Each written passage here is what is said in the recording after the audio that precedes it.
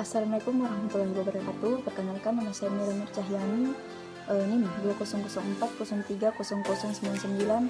Saya dari kelas MBS 5G.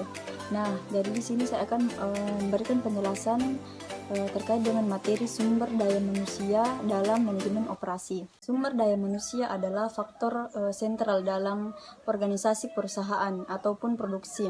Kebutuhan sumber daya manusia disesuaikan dengan bentuk serta tujuan perusahaan yang dibuat berdasarkan visi untuk kepentingan manusia, dan dalam pelaksanaan misinya dikelola dan diurus oleh manusia itu sendiri. Dengan demikian, manusia merupakan faktor strategis dalam semua kegiatan institusi atau organisasi. Nah, jadi bagian dari sumber daya manusia dalam manajemen operasi yang pertama yaitu konsep dan peran manajemen sumber daya manusia yang strategis, di mana meliputi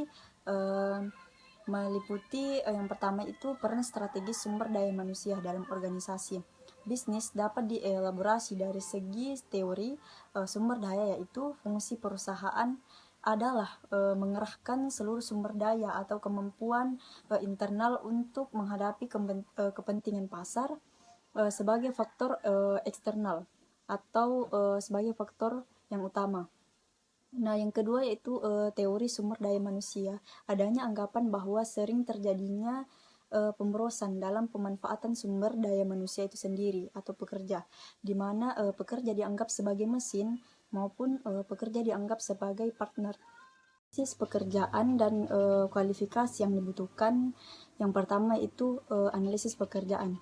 Kita memahami analisis pekerjaan bahwa aktivitas berpikir untuk menyebarkan pokok persoalan menjadi bagian komponen ataupun unsur serta kemungkinan keterkaitan fungsinya.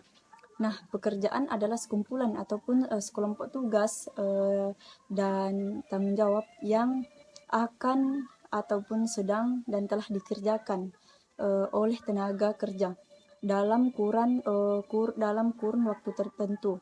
Nah, dengan demikian analisis pekerjaan dapat diartikan sebagai suatu aktivitas untuk mengkaji, mempelajari, mengumpulkan, mencatat dan menganalisis ruang lingkup suatu pekerjaan secara sistematis.